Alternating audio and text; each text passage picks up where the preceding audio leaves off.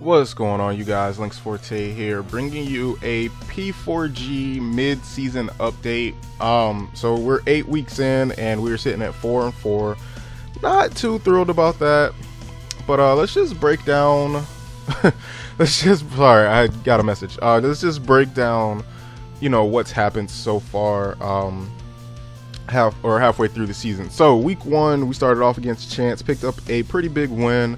5-0 behind the back of Choice Spec Sylveon, 3 wins or 3 kills from Sylveon.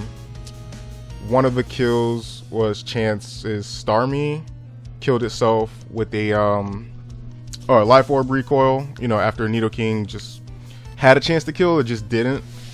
But yeah, that was week 1. I was pretty happy with the way I played, or at least came out to start the season. And then week 2, we went up against John, who was the runner-up last season. Mini GBA, great seasons, NPA, playoffs. It was like, John's just an amazing battler. I went in really not sure I wasn't really sure what to going in, what to really expect. I just knew like Mega Glalie had a really good matchup. But me and Shao was ultimately like the downfall of everything. It's kind of how I figured it would be. But Glalie went in, picked up 3 kills. And then Goodra got a kill off as well. I think that week I brought 2 Scarfers and Sylveon and Goodra. Unfortunately, I think we lost that one 2-0 if I'm not mistaken. Yeah, 2-0, we lost that one.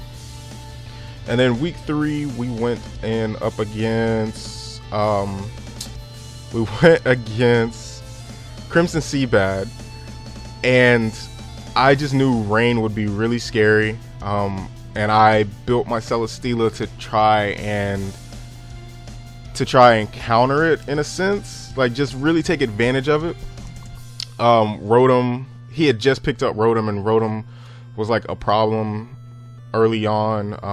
And then Roserade lived a hit that I didn't even realize it was a roll. I thought it was just gonna kill him straight up. We both actually thought that Rotom was gonna go down that turn, so he ended up killing Keldeo, which was a blessing in disguise because it allowed Celesteela to come in and set up an Autotomize and sweep his team from that point on. So Celesteela had its big week, in week 3, that being its second match that I brought it to.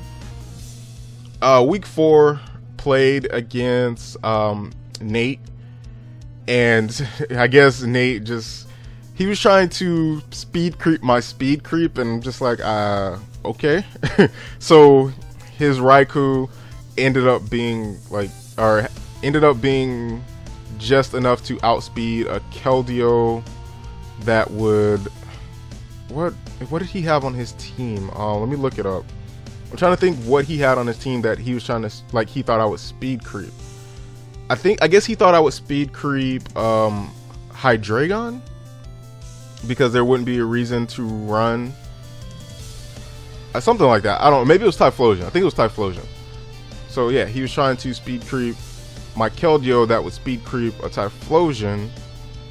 So yeah, Raikou ended up not being faster than Keldeo, and Keldeo got up, I want to say 2 or 3 Calm Minds, and then swept the rest of his team. Got 4 kills that way. Next, we played week 5. We played against Kyle, and Kyle brought an amazing team. This is the thing people don't realize. So Kyle is a great battler, and it's just like when it comes to draft format, because the thought process is different. That means I think and when I look at battling in draft format, prep is half the battle, and it's a lot different than a normal battle, because in normal battles you run 252 pretty much everything. In draft, you have to think about items, you have to think about the correct abilities, what your opponent is going to bring, speed or different EV spreads, and a bunch of different things. Like, you can run unconventional things, and that didn't matter this week because we both just played straight up. I think we both did bring some different EV spreads, but we played it straight up, and I just managed to come away this week. And Glalie popping in and out every turn, picking up 6 kills. So I've had 2 Pokemon so far at that point in the season pick up 6 kills in a battle between Glalie and Celesteela. Keldeo got 4 kills one week, and then Sylveon got 3 in another. Glalie got 3 in another week as well. So, you know, Glalie and Celesteela is really like just putting the team on their back, making me look good. And at that point, we have 3 straight, you know, we're on a 3-game win streak. And at this point, you know, going into week 6, we play against Kelly. We're supposed to play against Kelly, aka Under the Radar.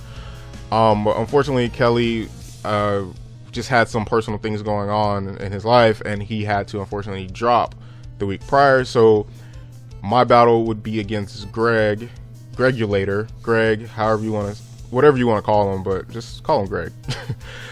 So Greg ended up swapping, I think, like 9 or 10 Pokemon on the team. Like I know he kept, no, I think he swapped like 8, because I think the only things he kept were, I know he kept Mega Sceptile, I think he kept Snorlax, and he kept Cofagrigus.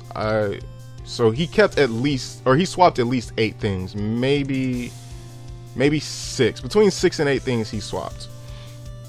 So that was like a completely different team, and I just really didn't feel like I had the matchup. And then he baited me into, you know, he baited me really well with Azo.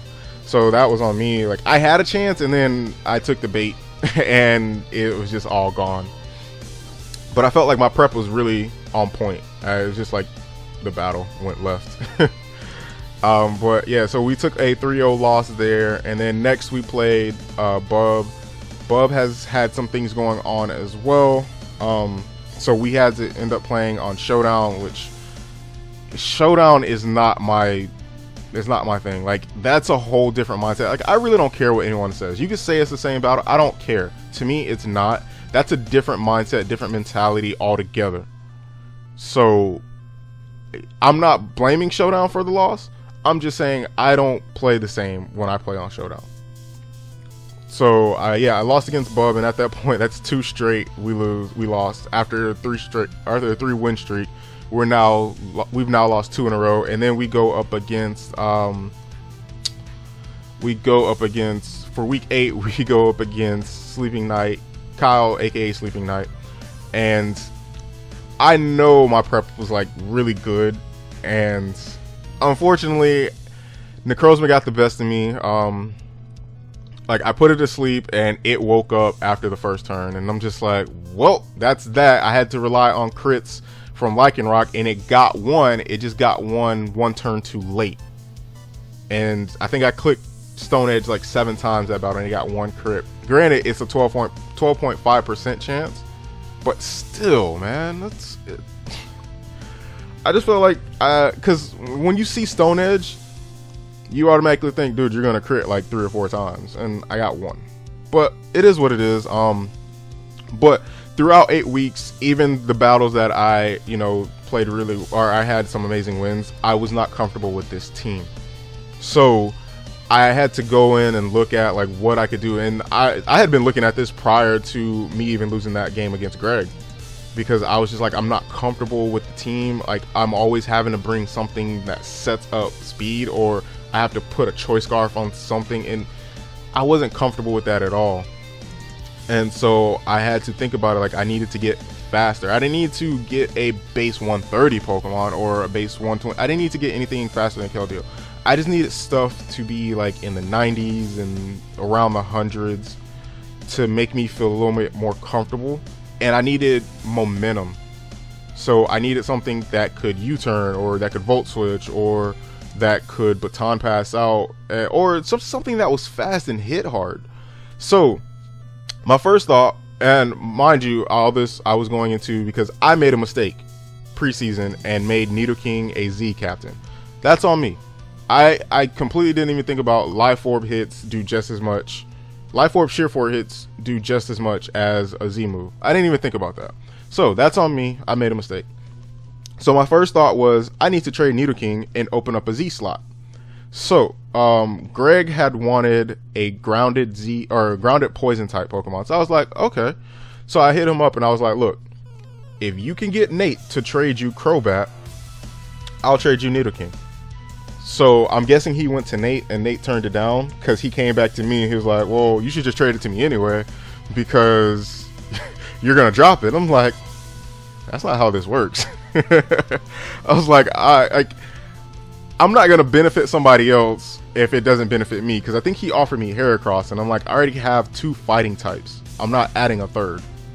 So that just wasn't going to happen. But I did tell him, I was like, look, I'm thinking of some other stuff. There might be a way you can get Nidoking. Ultimately, I'm keeping Nidoking because I went to Nate and Nate wasn't trading Crobat. So I'm keeping Nidoking. But I still wanted to get faster. I wanted to get faster, really. But unfortunately, I wasn't getting that base 130. Another Pokemon I was looking at was getting rid of was Delmise. Now, it might seem weird to think about getting rid of Delmise as it's my only form of hazard removal, but the thing is, I hate having to run it. I hate having to run Rapid Spin. Now granted, the way I play, I do my best to not have to care about hazards. I try to keep the pressure on my opponent so they can't really do it, and if they do, it's just so be it. I find a way around it. But I think I've done a good job this season so far not having to worry about my opponents getting hazards up or having to really fear hazards in a sense. But I wanted something else. So I compromised with myself. I got rid of Delmise and picked up Espeon. Now Espeon gives me a Pokemon that is fast. It's base 110 if I'm not mistaken. And it has a base 120? It's base 130 special attack stat. So I get a fast Pokemon, I get a hard hitter as well. Well, decently hard. I don't know what people consider hard, to be honest. But 130 base special attack stat is good in my opinion. Psychic, Psyshock, Shadow Ball, Dazzling Gleam. Different moves that I could run on it. But those are just like, I guess, the key ones that I could think about on the top of my head. But yeah, I wanted to pick that up. To me, it kind of solves that problem. Now, there was one other Pokemon that I wanted. There was another Pokemon that I wanted that I had to make some transactions for. Now, this Pokemon was a tier 1. And the way my points are set up, I couldn't get a tier 1. So it means I had to drop both of my tier 4, or in my free slots, I had to drop 2 of my tier 4s and then drop a tier 2, or I could drop a tier 1 and pick it up. So if I wanted a tier 1, honestly, the best way to do it would be drop Keldeo or drop Celesteela. I wasn't dropping Celesteela. Wasn't dropping Keldeo. So the only way I could do it was to drop a tier 2 and to drop 2 tier 4s. And my tier 2s are Sylveon and Goodra. So before I tell you which one of those I dropped, let me tell you what tier 4s I dropped, because I did pick up a tier 1. So my tier 4s are Blaziken, Electivire, and Lycanroc Midnight. Lycanroc Midnight, honestly, I drafted it because something else got picked up that I wanted, and I just don't remember what that Pokemon was. So Lycanroc Midnight, I needed another rocker in my opinion, and I like no guard Stone Edges. And honestly, I was thinking about dropping it before that battle with Kyle, Sleeping Knight. I was thinking about dropping it before that. So that wasn't like a deciding factor if I wanted to drop Lycanroc or not. But Blaziken is a fun Pokemon, but I don't need 2 fighting types. And it's just underwhelming not having access to like close combat.